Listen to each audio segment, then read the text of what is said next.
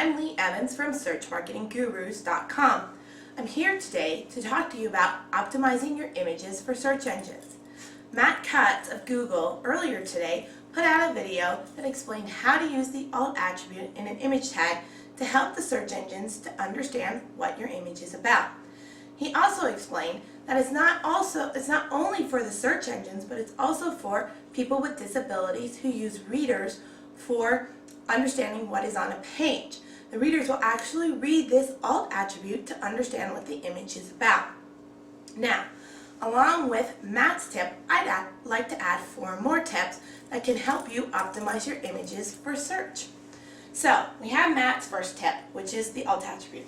The second one I'd like to add is the robots.txt file.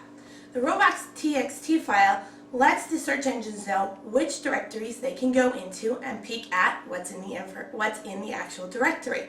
So make sure you're granting access to your images directory so that the search engines can actually take that information back to its index and keep it there, so when somebody goes searching for images that you have or somebody else has or anybody has, that you can actually make sure your images are actually included in the index. The next one is the image name. The image name is very important because it also is another indicator as to what the image is about. So you don't want to be naming your images anything like BW55965 or 1234TWB, because the search engines don't take anything from that to understand what the image is about.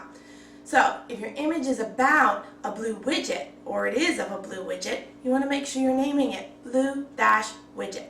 This, along with the actual alt attribute, will help the search engines put a little relevancy as to what the image is about. Our next tip is about the content around your image. This, along with the image name and the alt attribute, can help considerably to give a cue to the search engines what that image is about. So, if you're able to put a little tagline underneath the image, you want to make sure it's relevant to what the image is about. The last tip that I have is really leaning towards social media sites. You want to make sure that you're tagging your photos in sites like Flickr, Photobucket, Picasa, and so on. This helps the social media sites as well as the search engines understand what keywords really go with this image. And as a bonus tip, if you're using Vista, if you look in the bottom view of your folder where all your images are housed, there's a little tag that says Add Tag.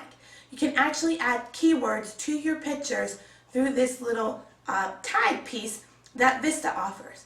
This will actually attach metadata to your picture so that when you upload it to your photo sharing site or up to your directory, you're actually adding this metadata to your picture that could eventually be picked up by the search engines and social media sites.